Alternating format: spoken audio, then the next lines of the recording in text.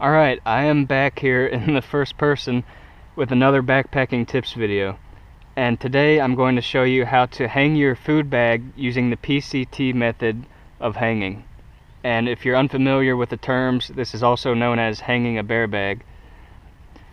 So there's not always a reason to hang a bear bag, but when you do, the PCT method is by far the most effective, and it's actually pretty easy to learn, as you'll see here pretty soon.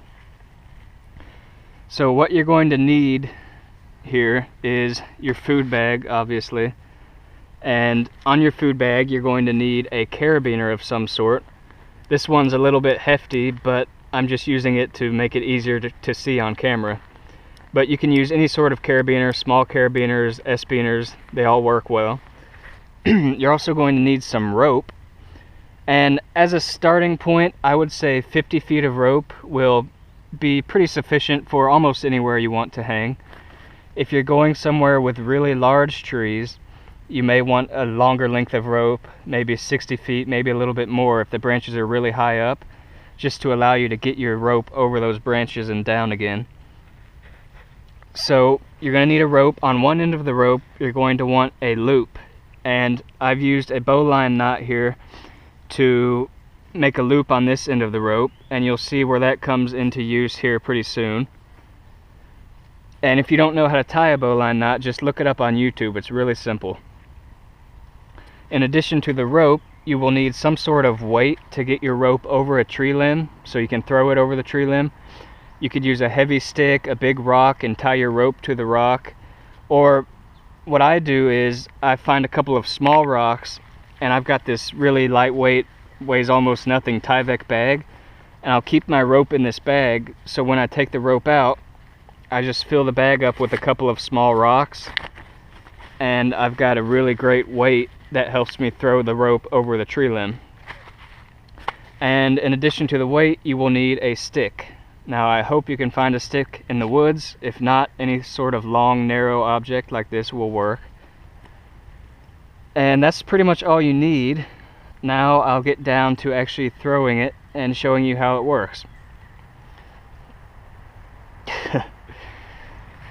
So the first step here is going to be securing your rope using the loop on the end to whatever type of object weight you're using to throw the rope over the limb.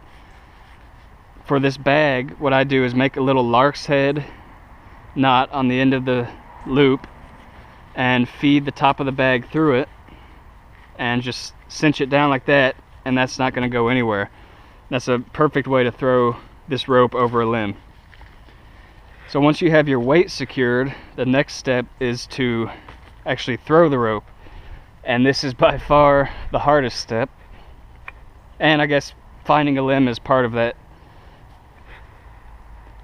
So you can see here I'm going to be using this limb, long horizontal limb here, just for demonstration purposes. Typically you want a limb that's at least 25 feet off the ground. This one's more around 20, but 25 to 30 feet is sufficient. And you're going to want to hang your rope at least 6 feet from the base, the trunk of the tree, so a bear can't climb up the tree and reach out from the tree and grab your bag.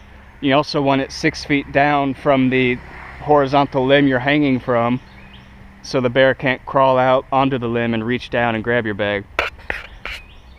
You'll see this later, but you want your bag at least 6 feet, hopefully more, off the ground, so the bear can't stand up and grab your bag that way.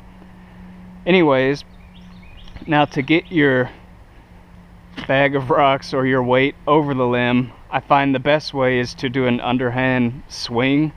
Throwing overhand actually makes it a little bit harder to get over the limb and get the height you need. So let's give this a shot here.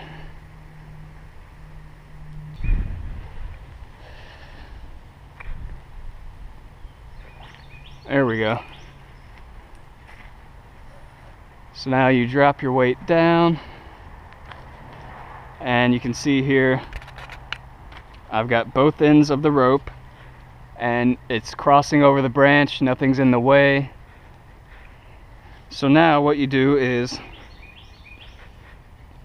undo your weight from the rope, and on the end with a loop on it, you're going to take your food bag and carabiner and just clip the carabiner right onto that loop like that. And with the other end of the rope, you're going to actually feed that through the carabiner as well.